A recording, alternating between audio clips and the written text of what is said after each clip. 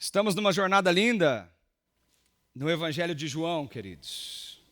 Estamos olhando para esse Evangelho e deixando esse Evangelho falar ao nosso coração, porque a palavra do Senhor, ela faz isso. Ela fala ao nosso coração, ela transforma a nossa vida, ela opera um milagre a cada vez que nós abrimos esse livro sagrado e ouvimos com fé aquilo que só o Senhor pode dizer no mais íntimo e profundo da nossa alma. Nós passamos pelo capítulo 1, o prólogo de João, nós aprendemos tanto por ele.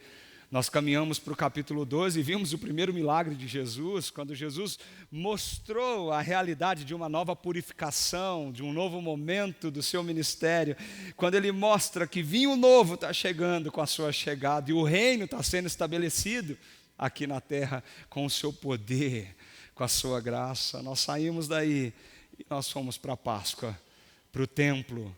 Nós vemos o Jesus que transformou água em vinho, agora virar mesas, pegar o chicote na mão e começar a mostrar uma realidade muito forte do zelo que o Senhor tem por aquilo que é dele. O zelo do sagrado, o zelo da adoração, o zelo do culto, o zelo do que nós fazemos e vivemos como igreja. João está construindo uma narrativa muito bonita, João está apresentando para mim e para você o Evangelho segundo Jesus, o Evangelho de Jesus. João está mostrando quem Jesus é. Hoje nós chegamos no capítulo 3. João, capítulo 3, do versículo 1 ao versículo 21. E só de ler essas palavras, eu tenho certeza que elas são suficientes para transformar a sua vida. Por isso, ouça com fé aquilo que o Senhor tem para dizer ao nosso coração. Diz assim a palavra do Senhor. Havia um fariseu chamado Nicodemos, uma autoridade entre os judeus. Ele veio a Jesus à noite e disse: Mestre, sabemos que ensinas da parte de Deus, pois ninguém pode realizar os sinais miraculosos que está fazendo se Deus não estiver nele. Em resposta, Jesus declarou: digo-lhe a verdade, ninguém pode ver o reino de Deus se não nascer de novo. Perguntou então Nicodemos: como? Como alguém pode nascer de novo sendo velho? É claro que não pode entrar pela segunda vez no ventre da sua mãe e renascer. Respondeu Jesus: digo-lhe a verdade, ninguém pode entrar no reino de Deus se não nascer da água e do Espírito. O que nasce da carne é carne, mas o que nasce do Espírito é Espírito. Não se surpreenda pelo fato de eu ter dito: é necessário que vocês nasçam de novo. O vento sopra onde ele quer. Você escuta, mas não pode dizer de onde vem nem para onde vai. Assim acontece com todos os nascidos do Espírito. Perguntou Nicodemos: como pode ser isso? E disse Jesus: você é mestre em Israel e não entende essas coisas? Asseguro-lhe que nós falamos do que conhecemos e testemunhamos do que vimos, mas mesmo assim vocês não aceitam o nosso testemunho. Eu lhes falei coisas terrenas e vocês não creram. Como crerão se eu lhes falar de coisas celestiais? Ninguém jamais subiu ao céu, a não ser aquele que veio do céu, o Filho do Homem. Da mesma forma como Moisés levantou a serpente no deserto, assim também é necessário que o Filho do Homem seja levantado, para que todo que nele crê tenha a vida eterna. Porque Deus tanto amou o mundo, que deu o seu Filho unigênito, para que todo que nele crê não pereça, mas tenha a vida eterna. Pois Deus enviou o seu Filho ao mundo, não para condenar o mundo, mas para que a este fosse salvo por meio dele. Quem nele crê não é condenado, mas quem não crê já está condenado por não crer no nome do Filho unigênito de Deus. Este é o julgamento. A luz veio ao mundo, mas os homens amaram as trevas e não a luz, porque as suas obras eram más. Quem pratica o mal odeia a luz e não se aproxima da luz, temendo que as suas obras sejam manifestas. Mas quem pratica a verdade vem para a luz, para que se veja claramente que as suas obras são realizadas por intermédio de Deus. Feche os seus olhos mais uma vez, queridos. Peça ao Senhor para falar com você. Só Ele é capaz de aplicar essa palavra ao teu coração.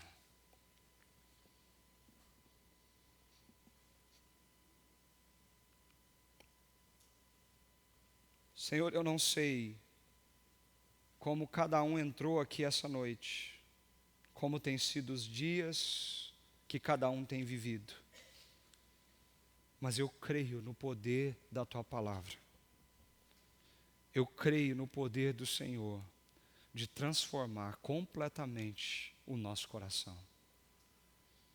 E o meu pedido nesse momento é que o Senhor fale, Pai.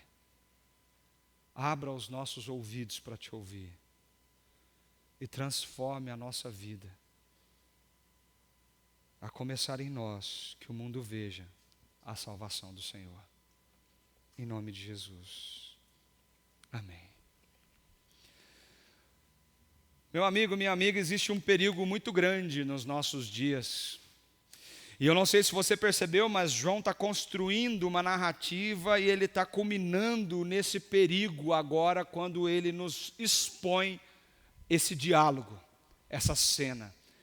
Esse momento ímpar, único, entre um fariseu, um religioso e o Senhor Jesus Cristo. Entre aquele que estudava a lei como um grande mestre da lei, conhecedor da Torá e os ensinamentos dos religiosos daquela época, e o Filho de Deus, o Filho do homem, aquele prometido Messias que agora está diante de nós, encarnado, trazendo o reino e a salvação. Quando João agora coloca um frente do outro, contando essa narrativa para nós, neste momento do seu evangelho, ele está nos mostrando um perigo iminente que saiu do templo e agora chega em outras esferas da sociedade e da igreja. O perigo de uma religião sem nenhuma transformação. O perigo de se viver uma religiosidade vazia e fria, ser evangélico no nome, cristão no IBGE, mas não viver isso na prática e não fazer isso ser uma realidade nos seus dias. O perigo de uma religião que busca o espiritual, uma conexão transcendente com algo que está além de nós, com ritualísticas, com detalhes muito minuciosos do que isso significa, mas que é ausente, carente de uma experiência profunda e verdadeira com aquele que é o centro de toda religião verdadeira, o caminho, a verdade e a vida, sem o qual ninguém pode chegar até o Pai. O perigo da religião sem nenhuma transformação é iminente na época de Jesus. O judaísmo estava ali. As práticas religiosas, os rituais, os fariseus, essa turma que estava ali tão fixo nas ideias de tentar descobrir esse caminho pelas suas próprias mãos. No dia de Cristo, sim, a religião era ali latente. Os fariseus, os guardiões da lei, os guardiões da grande interpretação dos escritos sagrados, eles guardavam tudo o que precisavam ser feitos, o sábado, os rituais, a purificação, as talhas, a água, o lavar o pé, o lavar o prato antes de comer, as orações feitas todo dia. Eles pelejavam com o povo para que tudo isso seja criteriosamente obedecido, porque era assim que eles se conectavam com o Senhor. O judaísmo estava ali para mostrar esse momento religioso que foi corrompido, que foi desgastado. Quando Jesus vira as mesas, pega o chicote, ele repreende a adoração falsa, externalizada, hipócrita, e ele começa a trazer à tona uma realidade que pode constranger o nosso coração hoje, no século 21. Jesus confrontou esses homens. Mateus capítulo 23, Jesus fala: ai de vós, escribas e fariseus, hipócritas, pois sois semelhantes aos sepulcros caiados, que por fora realmente parecem formosos, mas por dentro estão cheios de ossos mortos e de toda imundícia. Jesus disse: vocês são belos por fora com essa religião que vocês carregam na sociedade, mas por dentro o coração de vocês está longe de mim. O coração de vocês não entendeu, não experimentou aquilo que o Pai realmente nos oferece, o que nós chamamos de graça, misericórdia, amor, a salvação que veio até cada um de nós. Mas isso não é só na época de Jesus. 2000 anos depois, olha para a nossa realidade, como a igreja é vista na nossa sociedade, como a igreja evangélica brasileira, a igreja cristã brasileira é vista hoje no século 21. Nós temos várias classes de cristãos hoje em dia. Você já percebeu isso? Eu não sei se você já percebeu isso. Existem aqueles no meio do povo de Deus que afirmou lá no censo que é cristão, mas é um cristão de nome. Eu sou cristão no IBGE, eu sou cristão no censo, eu até frequento a igreja, mas eu sou cristão porque meu pai era cristão, minha mãe foi cristã, eu sou filho de pastor, sou filho de presbítero, eu nasci na igreja. Ora, eu sou cristão então, às vezes eu vou, às vezes eu não vou, às vezes eu apareço lá para dar um check ali na minha vida religiosa. Eu sou cristão no nome, mas não no coração, porque na verdade essa nunca teve uma experiência real e verdadeira com Cristo Jesus. Se diz cristão, mas não conhece Jesus. Se diz cristão, mas não sabe quem é o Cristo do cristianismo.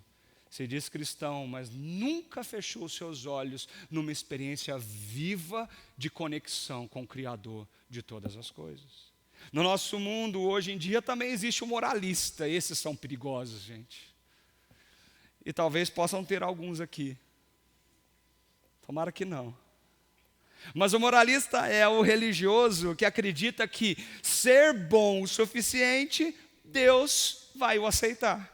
Fazer tudo certinho, obedecer tudo rigorosamente, ser o bonzinho da turma, vai fazer com que Deus olhe para ele e dê o que ele quer. Se você faz, você recebe. Se você entrega, você tem. Se você se dedica, Deus te abençoa. O moralista, ele não consegue mais olhar nem no espelho para ver aquilo que ele mesmo é. Mas o moralista, ele olha para o outro. E ele coloca o jugo pesado sobre o outro. E ele diz: olha o que ele fez. Olha o que ela está fazendo, olha a vida dele, olha a vida dela. Ele espalha os julgamentos como se ele pudesse ser juiz de alguma coisa, porque ele acha que ser salvo diz respeito àquilo que ele faz, ao esforço da sua mão. Quantos e quantos cristãos sumiram da igreja por causa de moralistas sentados nessa cadeira? Quantos e quantos irmãos e irmãs se decepcionaram com a igreja evangélica brasileira, porque os legalistas e os moralistas começaram a julgar ferozmente as atitudes de todos, como se eles fossem juízes de Deus enviados aqui na terra, como se a salvação fosse pela obra das mãos dele. Eu sou bonzinho, pastor, eu nunca fiz nada de errado, eu não matei, eu não roubei, olha a minha vida, que gracinha. Esse é o moralista. A gente tem o ativista também. O ativista religioso é aquele que está na igreja todo domingo, toda semana. Ele se envolve nos ministérios e ele acha que o muito se envolver e o muito fazer vai trazer ele talvez para mais perto de Deus. É o cara que está em todos os ministérios, aquela moça que quer fazer tudo na igreja. Se pudesse, trazia o colchão e dormia aqui. Ela não perde um culto, não perde uma programação, ela serve em tudo que puder servir. Mas quando você olha nos olhos, lá no fundo da alma, numa conversa rosto a rosto, tete a tete, você pergunta: quem é Jesus para você? Ela não sabe responder. O que a cruz representa na tua vida? As lágrimas escorrem porque a experiência da cruz não é real para ela, para ele. Esse é o ativista que acha que por muito fazer vai conquistar o céu, mas que na verdade não é isso que Deus tem para a realidade das nossas vidas. E ainda existe a pior raça de crente, o cristão da mídia, o crente do Instagram. melhor dizendo. Ou raça. Não pode ver nada surgindo na atualidade que sobe um vídeo para dizer que ele está certo e o resto do mundo está errado. Posta umas coisas muito nada a ver. Está lá na academia, tira uma selfie e escreve um versículo, Deus é bom. É o cara que quer mostrar que ele é alguma coisa, ele quer debater, ele quer discutir, ele quer provar a sua razão, ele quer ter razão, ele quer mostrar o evangelho que ele acha que ele tem. É o cristão que diz, eu sou crente, que lê café com Deus Pai toda manhã. Mas que quando você pede para ele fazer uma oração, ele não sabe o que é orar, porque ele nunca falou com Deus no fundo da sua alma, no profundo da sua experiência. Ele não sabe o que é fechar os seus olhos e dizer, Senhor, eu preciso do Senhor, desesperadamente hoje. Gente, sim, em Jesus, no judaísmo, hoje, na nossa igreja cristã brasileira, nós temos esse cenário que é alarmante. As igrejas estão cheias, a busca por essas respostas são eminentes. Pessoas querem conhecer o espiritual, a experiência transcendental, querem viver alguma coisa mística até. Quem sabe cair no chão, ficar tremendo, rodopiar, levantado ao céu, grudar na parede. A gente já viu de tudo isso acontecendo pela igreja brasileira no decorrer da história, mas quando nós olhávamos para as pessoas com os dentes de ouro na boca e perguntava quem é Jesus para você, elas não sabiam responder. E quando eu falei dente de ouro, alguns riram aqui, vocês denunciaram a sua idade. Depois eu explico o que é isso. Esse é o contexto de Nicodemos, um contexto alarmante. Nesse cenário de busca, nesse cenário de tentar entender, num cenário onde a religiosidade externa era algo evidente, num cenário onde a religião se tornou mais forte que a adoração, num cenário onde a religiosidade era uma religiosidade hipócrita, um sepulcro caiado, tentando adorar a Deus e se mostrar bonzinho e crentinho para a sociedade. É nesse contexto que um grande mestre da lei se aproxima de Jesus, é nesse cenário que nós vemos João mostrar esse homem, e João diz o seguinte, havia um fariseu chamado Nicodemos, uma autoridade entre os judeus. Perceba que João está trazendo a credencial desse homem para mostrar o que nós estamos diante aqui. Esse homem não era qualquer um, o nome dele já dizia em grego, o vitorioso, o vencedor entre o povo, um mestre, um grande Senhor. Nicodemos, aquele que abre a boca e fala, e acerta, e vai, e aquele que direciona. Nicodemos era conhecido por todos, Nicodemos era aquele que era respeitado pelos judeus, ele falava na sinagoga e enchia a igreja. Se ele tivesse um canal do YouTube, gente, eu tenho certeza que o nosso Nicodemos brasileiro ia ser fichinha, perto da influência que esse homem tinha na sociedade daquela época. Ele era uma autoridade entre os judeus. João está descrevendo essa cena e João está dizendo, ele veio à noite para falar com o Senhor. Por que Nicodemos vem à noite? Por que Nicodemos vem nessa situação? Nicodemos talvez tinha medo da opinião pública, ele era membro do Sinédrio. Sabe o que é o Sinédrio? É o conselho mais alto do judaísmo naquela época. Ele fazia parte do Sinédrio. Imagina ele conversando com esse tal de Rabi que está fazendo milagre por aí. Talvez ele estava com medo sim de se esconder, mas essa não é a resposta definitiva, nada demonstra isso para a gente. Talvez ele só queria um tempinho que pudesse olhar nos olhos de Jesus para tentar satisfazer os desejos das perguntas e os questionamentos que ele tem diante do que ele viu. Nicodemos viu um paralítico ser curado, Nicodemos ouviu as histórias do leproso que Jesus abraçou e deixou de ter lepra. Nicodemos agora está ouvindo que esse homem de Deus, que fala de Deus, esse homem faz milagres. No casamento, Nicodemos ficou sabendo, a água virou vinho. Ele precisa entender o que está acontecendo, gente. Afinal de contas, eu que sou mestre da lei, não vou saber o que está acontecendo aqui na região. Eu preciso postar isso. Eu preciso fazer um react. Eu preciso fazer um vídeo. Eu preciso entender o que está acontecendo. O meu Instagram não pode deixar de publicar essa matéria. Talvez eu tenha que denunciar, mas para fazer isso eu preciso olhar nos olhos dele e perguntar, que história é essa O que está acontecendo? Nicodemos foi até Jesus, mas uma coisa que me chama a atenção nesse homem, Nicodemos, é como a visão de mundo dele era distorcida da realidade do que Jesus apontava naquele momento. Pense comigo, isso é muito importante para a gente entender esse texto. O paradigma que a mente e o coração desse homem funcionava era diferente do reino apresentado por Cristo. O paradigma de Nicodemos era funcionar sendo filho de Abraão, pela sua descendência, eu tenho um lugar de posição. Pense nisso. O paradigma dele é, se eu obedeço à lei de Moisés, Deus se aproxima de mim. Deus me salva. Pelo meu esforço, pela minha obra, pelo que eu faço, Deus intervém. O paradigma desse homem era o da religião, que a salvação ela é obtida por mérito, filho de Abraão. Que a salvação é obtida pela obra, a minha obediência à lei de Moisés, o sábado e todos os rituais judaicos. O paradigma desse homem é esforço, é julgamento, é olhar o outro e dizer você está errado, é olhar o outro e dizer saia dessa vida, se arrependa, mude de vida.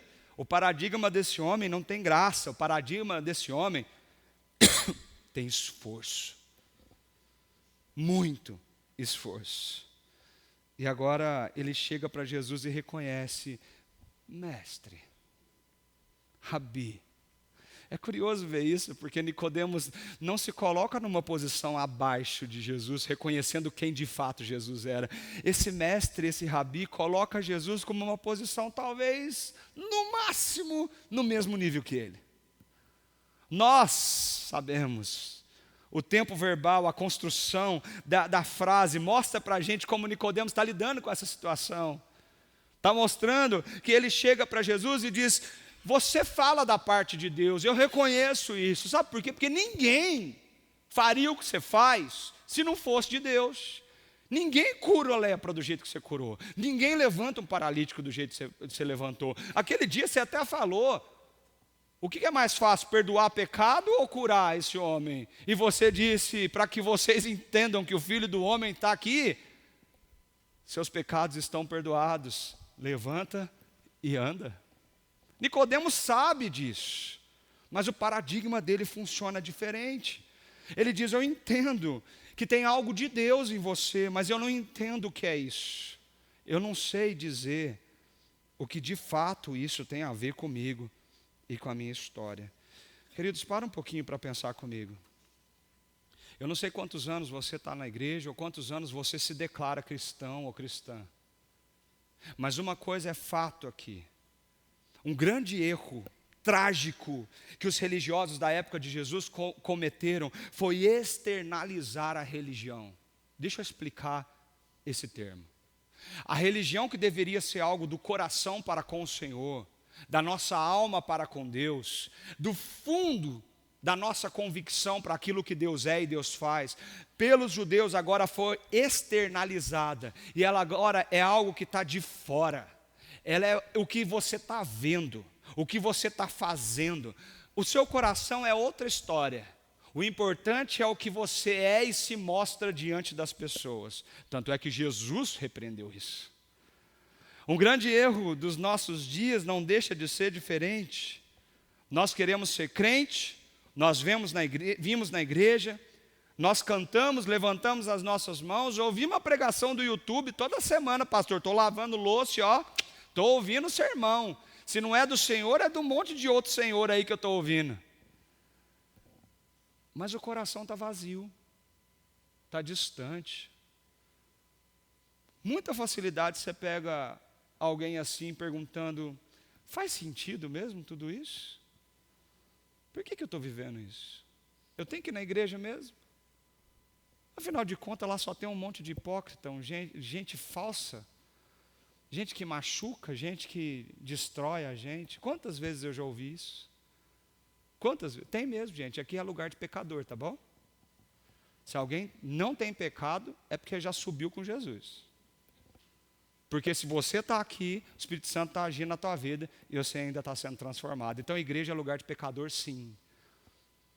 Pessoas que vão te frustrar, te decepcionar, te magoar, para Deus tratar o teu coração cabeludo, que não sabe perdoar. Pense, como você está nesse momento da sua vida? Será que você busca uma religião para dizer que você é bom para a sociedade? Ou será que você entende, conhece e vive a verdadeira experiência com Jesus Cristo? Quando você fecha os seus olhos, é Ele que você vê? Quando você abre os seus lábios, é dele que você fala?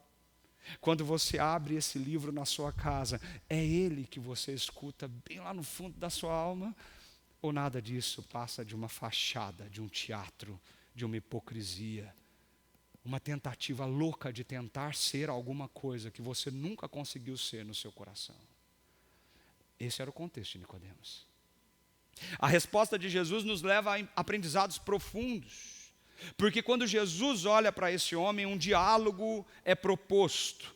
Ele pergunta, Jesus responde, não a pergunta que ele fez, talvez não do jeito que ele esperava ouvir. Nicodemos talvez foi para Jesus para escutar um baita do elogio. Olha que homem israelita, religioso, mestre da lei, olha esse fariseu, chegou aqui o grande Nicodemos. E quando ele chega, Jesus olha para ele e fala assim: você é mestre da lei e não sabe dessas coisas?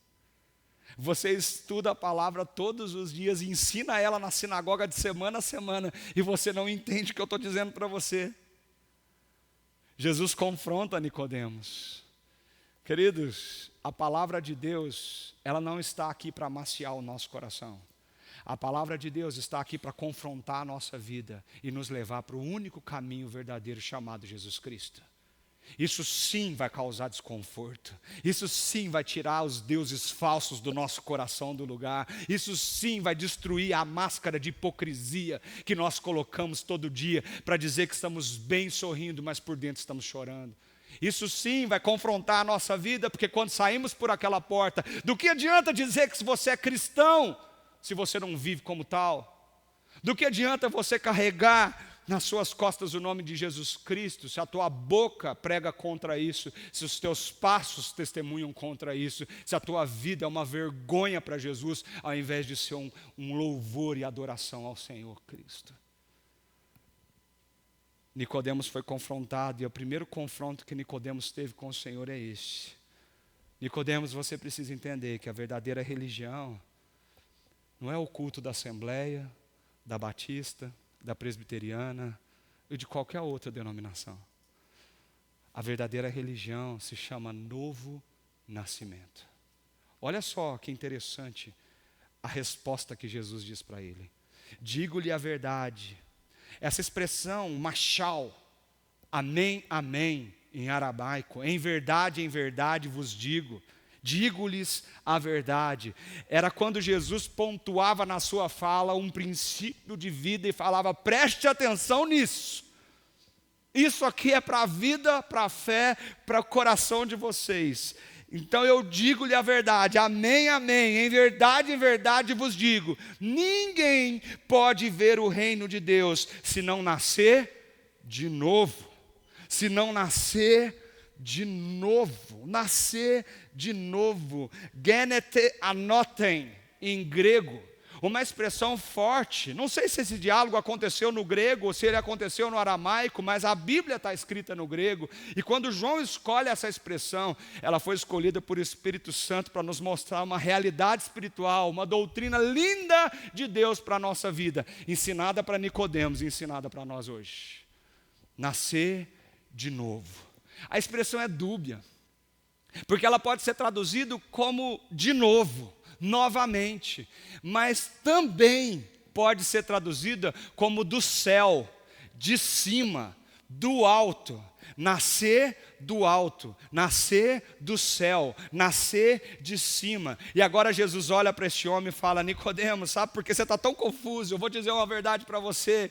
Ninguém pode ver, experimentar, estar imerso no reino de Deus, que é a realidade que eu estou trazendo para o aqui e o agora, se essa pessoa não nascer do alto.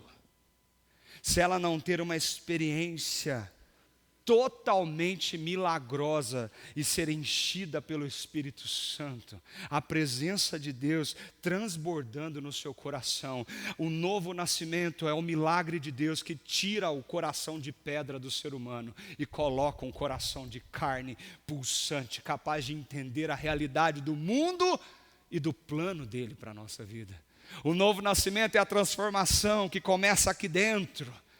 Ela começa hoje, mas ela dura toda a nossa vida. É o Espírito Santo nos convencendo, nos modelando, nos moldando, tratando as nossas feridas, traumas, dores e principalmente tratando o nosso caráter, trazendo ele à luz do caráter de Cristo. O novo nascimento é um milagre que nenhum de nós poderíamos fazer, assim como eu e você. Pense nessa ilustração, assim como eu e você, nós não podemos fazer absolutamente nada no nosso nascimento. Você escolheu quando você ia nascer, querido? Não, né? Você escolheu onde você ia nascer? Não. Você escolheu quem seria sua mãe? Não. Você escolheu que cidade que seu parto ia acontecer? Não. Você escolheu se você ia estar sentado, se você ia estar na posição certa? Não. Você escolheu se o seu parto ia ser normal, natural ou cesariana? Não. Você não manda em nada no seu nascimento, você simplesmente é passivo a ele. Olha que lindo como Deus pega a sabedoria do ser humano para tentar mostrar a sabedoria do céu para nós. Ele diz, assim como você não tem controle nenhum no seu nascimento, você precisa entender que o novo nascimento é uma obra do céu. É uma obra de Deus, é uma obra totalmente a par do seu mérito e do seu esforço. O novo nascimento é um milagre que Jesus opera no nosso coração. O novo nascimento é o desfrutar, é o transbordar da graça e do amor de Deus na vida daqueles que creem em Jesus. E se creem, foi porque foram chamados por Cristo à realidade do Evangelho. O novo nascimento é esse milagre que somente aquele que olha para a cruz e reconhece o Cristo sabe do que eu estou falando. Parece uma coisa muito grande, e ela é, mas ao mesmo tempo ela é simples. É quando você está saindo para o seu trabalho e você fecha os seus olhos e você sente algo que você nunca sentiu, mas você tem certeza que Jesus está aqui. É quando você está no meio da tempestade, tudo está ruindo do teu lado, tudo está caindo, mas você fecha os seus olhos, e você sabe que Ele está te abraçando e dizendo, calma, eu estou com você. Novo nascimento é essa experiência que nos leva para algo que é muito além do físico, é muito além do fazer, é muito além do nome que eu carrego, do sobrenome que eu levo, é muito além da denominação que eu venho, é muito além da minha origem. O novo nascimento, ele transcende tudo isso. O novo nascimento é algo que Deus fez, que Deus faz, que vem de cima e transforma toda a realidade da minha vida. Como que Ele transforma? Quando nós nascemos de cima, independente da idade que tivermos, as coisas começam a ser mudadas aqui dentro. Começamos a ressignificar as coisas na nossa vida.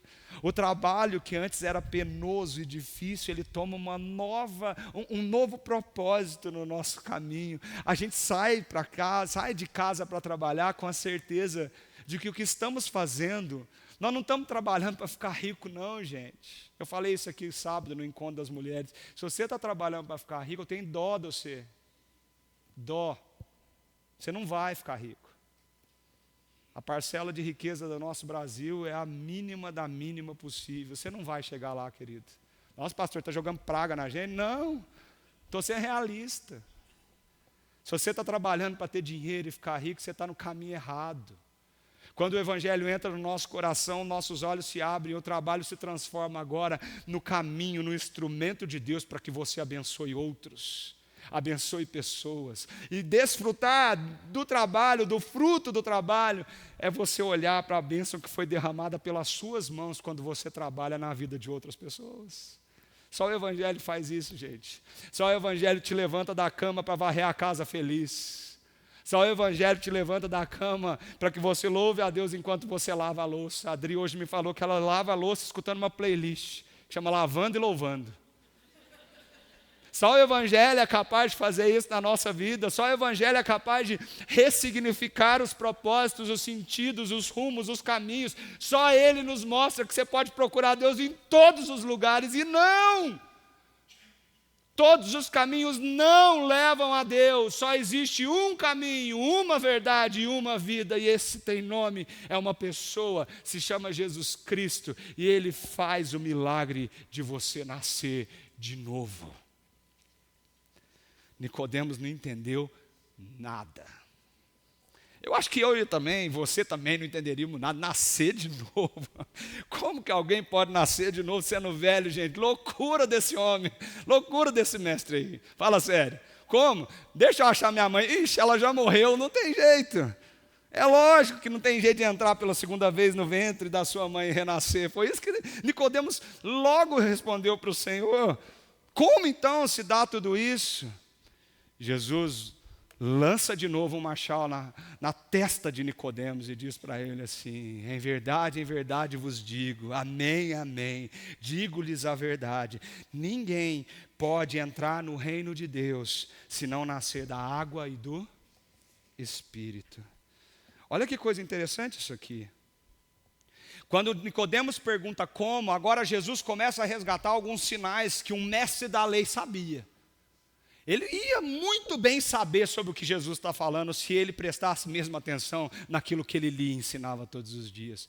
Água, Espírito, isso remete ao quê, pastor? Isso remete a Ezequiel, isso remete ao Antigo Testamento, a purificação de Deus, a água que seria derramada, o Espírito derramado, o purificar, o nascer de novo, o vento soprando, o simbolismo está presente. Jesus está apontando para ele, dizendo para esse homem: preste atenção nos sinais, preste atenção no que você leu a vida toda, mas ainda não conseguiu entender que eu estou aqui. Tudo que você estava apontando para a tua vida chegou, sou eu. Eu queria só abrir um parênteses e deixar um detalhe muito importante nesse texto. Muitos apontam para a água aqui como batismo, mas para mim não faz muito sentido. Embora sim, podemos olhar com a água como um símbolo externo de algo que aconteceu no nosso coração. A água é o elemento do sacramento derramado na nossa cabeça, simbolizando a purificação que aconteceu no nascer de novo regenerativo do Espírito Santo, sim. Mas esse texto está apontando para algo além disso, porque ele está falando: ninguém pode entrar no reino de Deus se não nascer da água e do Espírito. Eu acredito que Jesus não está dizendo aqui que o batismo salva. A Igreja Católica acredita nisso. Nós não. Porque se o batismo salva, a salvação também pode ser por obras. Porque é o que você faz e não o que você crê. Aqui mora um ponto importante. O batismo não salva ninguém. Na história da igreja, alguns padres saíam pelas ruas batizando as pessoas nas margens da sociedade, marginalizados. Aqueles que estavam indo para a morte, sabe por quê? Porque eles não podiam morrer pagãos. Então eles eram batizados ali onde eles estavam, para que eles pudessem obter a salvação através do batismo. Não, queridos. O batismo não salva, o batismo é uma evidência da salvação. O batismo é a prova de que o teu coração se rendeu ao Senhor. Então a purificação, o Espírito está apontando para uma coisa que não é pelo nosso esforço, mas é algo que Deus fez, que Deus faz, que Ele está fazendo, não que nós fazemos. Nicodemos funciona no paradigma do esforço.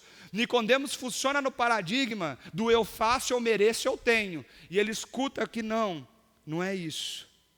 Quem nos traz uma vida santificada é o Espírito Santo, é Deus. Ele que nos leva a compreender tudo isso.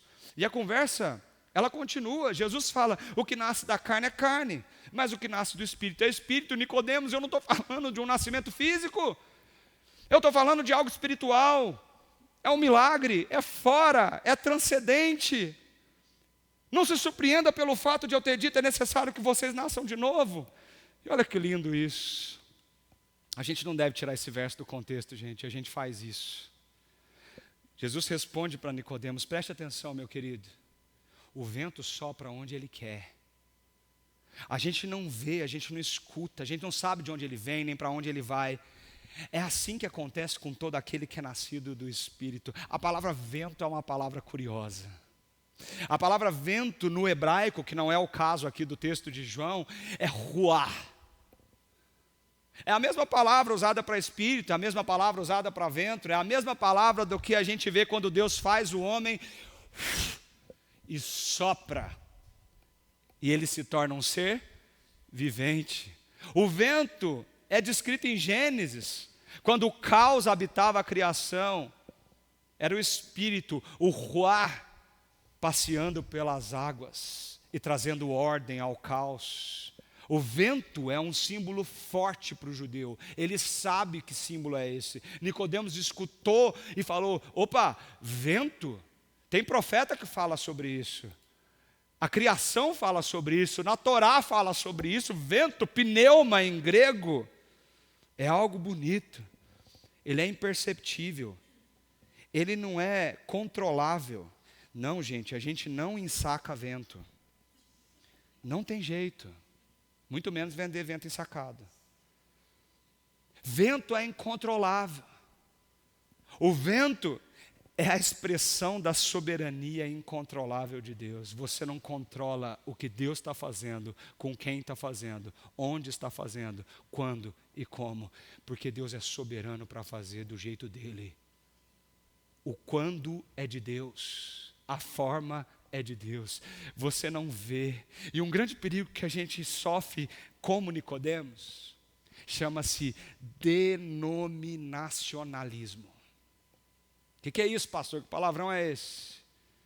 Quando você acredita, como os adventistas, que só eles vão para o céu, só eles serão salvos. Quando você vai para os testemunhas de Jeová e eles afirmam com toda a categoria, só nós seremos os 144 mil que Apocalipse diz. Se você está vindo quinta-feira, você já aprendeu que não tem nada a ver com isso. É aqueles que falam, os batistas vão para o céu. Os presbiterianos, os detentores da sarça, esses vão para o céu. Não, gente. Vai ter muita gente sentada do lado de um assembleiano, de um batista, e é aquele banquete do céu vai acontecer com gente que você nunca imaginou que estaria lá. Sabe por quê? O vento sopra onde ele quer. Deus salva onde ele quer. Deus faz do jeito que ele quer. Não é o que você quer, é o que ele quer. É do jeito dele, a obra é dele. Para com essa frescura de crente mimizento, que acha que tudo tem que ser do seu jeitinho, porque Deus tem o jeito dele de fazer as coisas. Nicodemos achava que só os judeus seriam salvos. Jesus olha para Nicodemos e fala assim: você está enganado, meu querido. O vento sopra onde ele quiser. Era como um preparo para o coração. Você vai ver muita coisa acontecendo que você não vai entender. Porque vai ter muita gente que nunca pisou numa sinagoga se rendendo ao reino de Jesus Cristo. Seu filho está na faculdade, querida. Deus pode salvar ele dentro de uma sala de aula. Você está aflito pelo teu marido que não sabe quem é Jesus Cristo. Deus pode falar com ele no meio do estacionamento da empresa que ele trabalha. Deus salva quando, como e quem Ele quer. Então para de achar que é teu esforço que vai trazer isso. E começa a descansar na obra do Senhor. Seja um instrumento do Evangelho. Deixa Deus te usar e dissipar o amor e a graça. E deixa que a obra é dEle. Se tinha uma coisa que eu estava convicto no acampamento dos adolescentes, eu fazia essa oração todo dia. Eu fazia: Senhor, a Tua palavra foi proclamada nesse lugar. Agora é contigo. Agora é com o Senhor. Porque além daqui, eu não posso fazer mais nada. Porque além daqui, é o Senhor que faz. Eu prego aqui todo domingo. E eu saio desse lugar dizendo para o Senhor: Senhor, além daqui, eu não consigo fazer mais nada. Porque agora é com o Senhor. Quem o Senhor vai tocar, quem o Senhor vai curar, quem o Senhor vai interferir, quem o Senhor vai constranger com o teu amor, quem o Senhor vai derramar lágrimas nos olhos, quem o Senhor vai tirar e desestabilizar na vida essa semana. Não é comigo, não é comigo, é com o Senhor. A obra é dele, gente.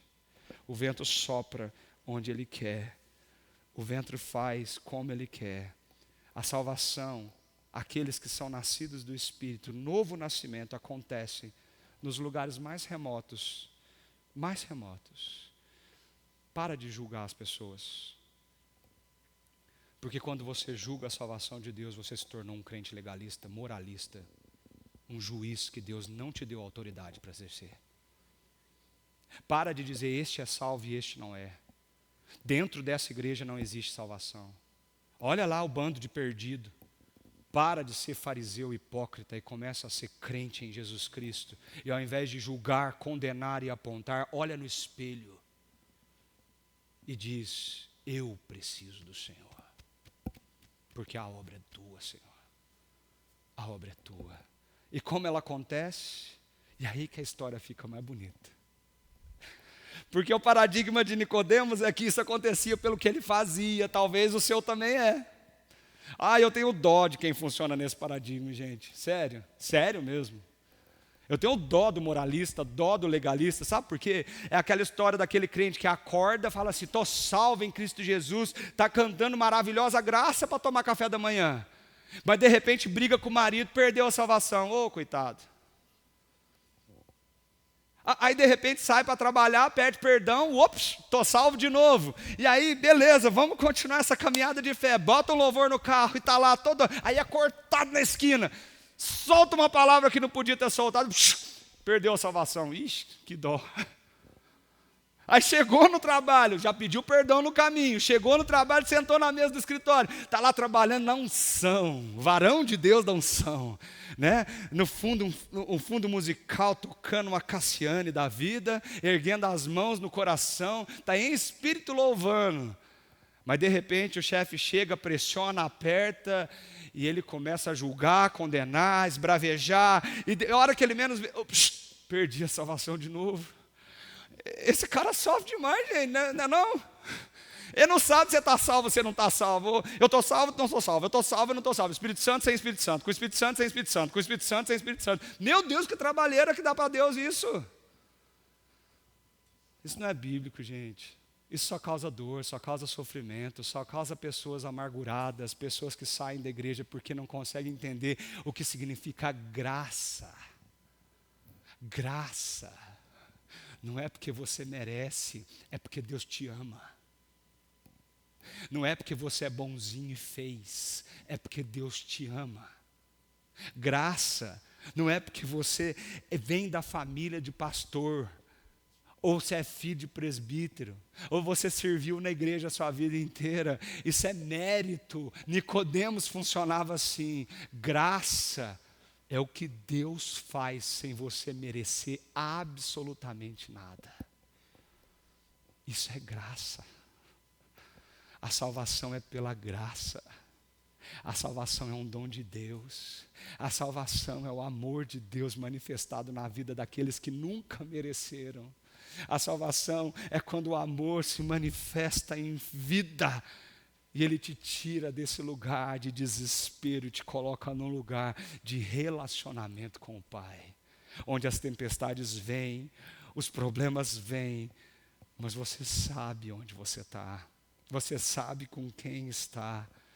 A Bíblia fala, é dom de Deus, vem de Deus para o coração do homem morto em seus delitos e pecados.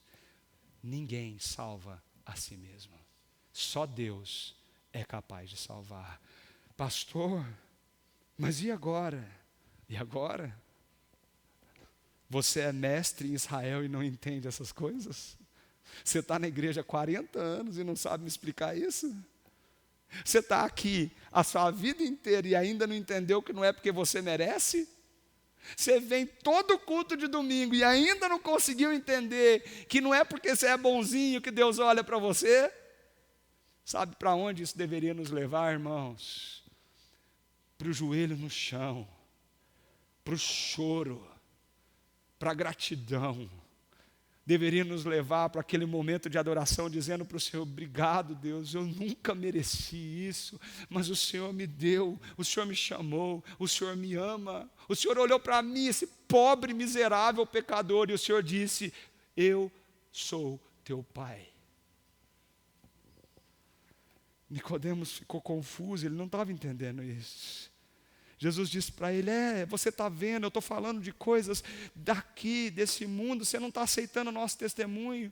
Eu estou falando de coisas terrenas e vocês não estão crendo. Preste atenção, vocês estão tentando achar o Messias nas coisas daqui. Vocês precisam parar de olhar para cá e começar a olhar para onde Ele realmente está. Eu estou dizendo de coisas que vêm do alto, do céu. Eu estou dizendo do Filho do Homem. Olha o sinal: água, Espírito, Ezequiel. Filho do Homem, Daniel. Jesus está levantando os sinais e mostrando claramente para aquele mestre da lei: olha para mim. E ele dá um ultimato na sua fala. Ele vai para Números. E ele diz para Nicodemos, um mestre da lei, muito letrado, que sabia do que Jesus estava falando, e diz assim: da mesma forma como Moisés levantou a serpente no deserto, assim também é necessário que o Filho do Homem seja levantado, para que todo que nele crê tenha a vida eterna. O povo de Israel estava no deserto, queridos, Números, reclamando. Não tinha água, Deus deu água. Não tinha pão, Deus deu pão. Mas a gente só come pão. Aí Deus foi lá e entupiu o povo de carne, até passar mal. E o povo reclamava. A ira de Deus chegou no momento de mandar serpentes venenosas para aquele povo. E as cobras chegaram no acampamento, nas barracas, e começaram a picar as famílias. E as famílias começaram a morrer. Gente morreu, muita gente morreu por causa daquelas serpentes. O veneno do pecado, da murmuração, da reclamação entrou no meio do arraial de Israel. E a justiça e o juízo de Deus chegou junto. Aquele povo clamou em arrependimento, aquele povo pediu a Deus misericórdia. Moisés ouviu Deus dizendo: então, faça uma serpente.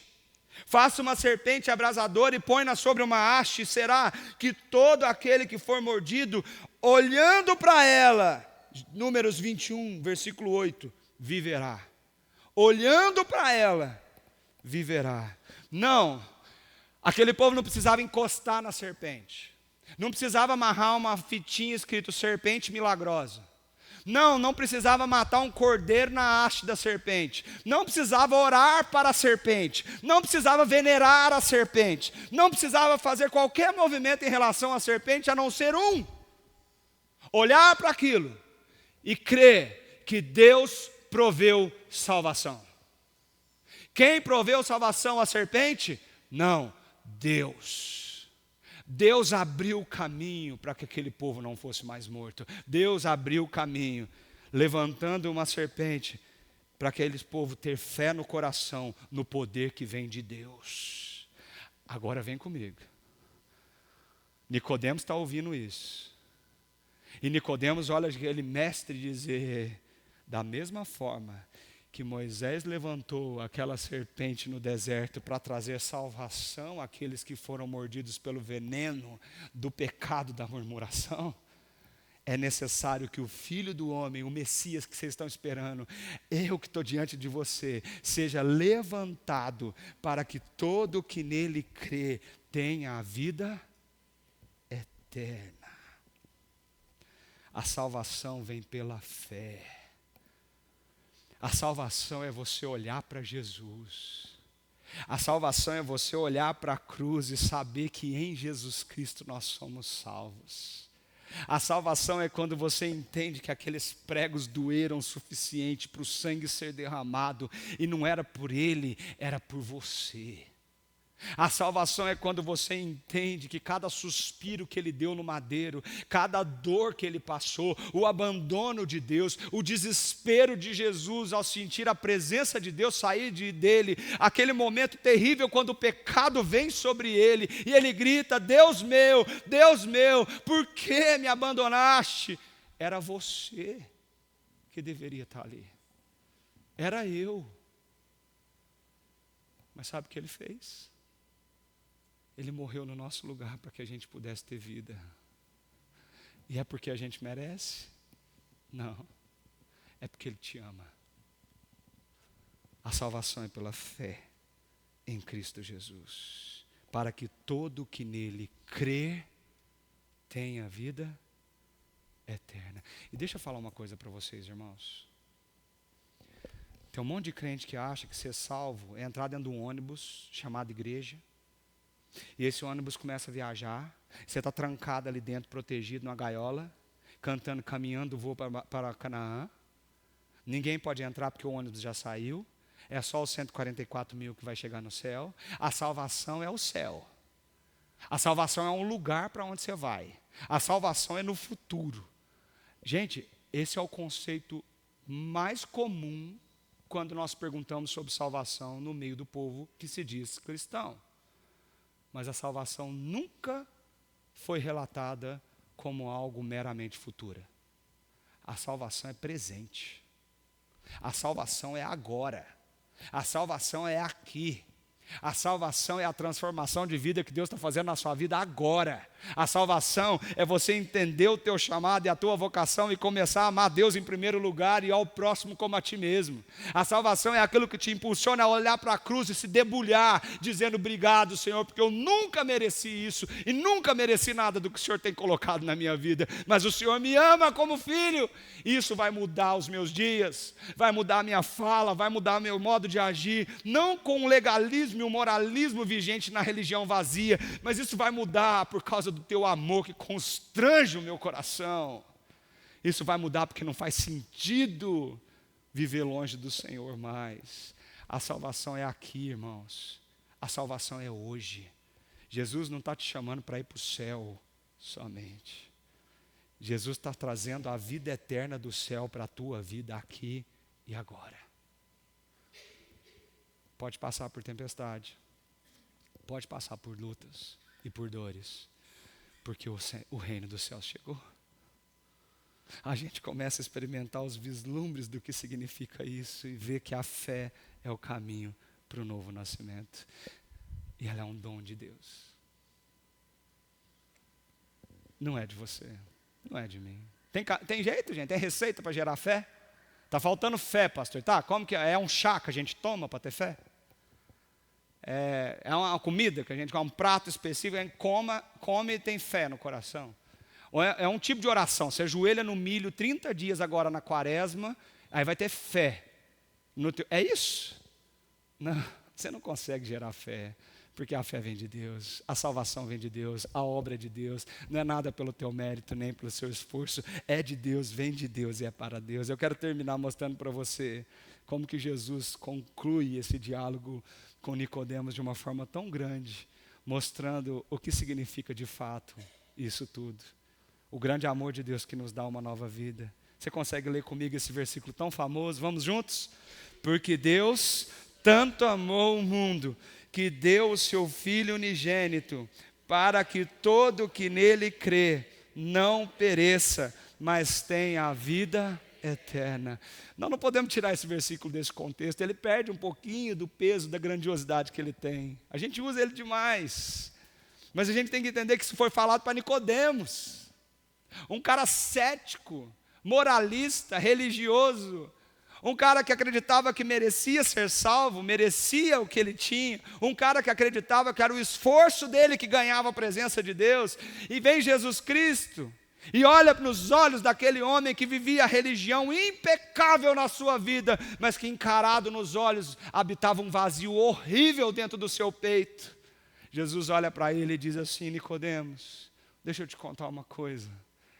Não é a religião, não é o ritual, não é o que você faz, nem o que você merece. Olha o que Jesus fala para Nicodemos, gente. Deus amou tanto o mundo. Deus amou o mundo. Sabe que esse verbo é tão forte que a gente está acostumado com esse tal de amor dos dorama, né? Está na moda, né, gente? Os coreanos aí, fazendo assim. E a gente acha que o amor é isso. O amor é um sentimento que nos impulsiona, que aquece a nossa vida. É sininho batendo, coração saindo da cabeça. Hollywood mostra, se você não está feliz que você tem, você está amando outra, vá. O importante é o amor, o importante é o amor. Não, o amor bíblico não é sobre isso, o amor bíblico é o que Deus está mostrando aqui em Jesus Cristo. Deus amou, e o amor não é um sentimento, o amor é uma atitude, o amor é uma ação, o amor é um milagre, o amor é o realizar de alguma coisa, o amor não é algo sentimental, mas é uma decisão de salvação. Deus amou e Deus fez. Deus amou e Deus deu o seu filho. Deus amou e entregou o sacrifício perfeito naquela cruz. E Ele fala para aquele homem cético e religioso, como muitos aqui podem estar nesse caminho.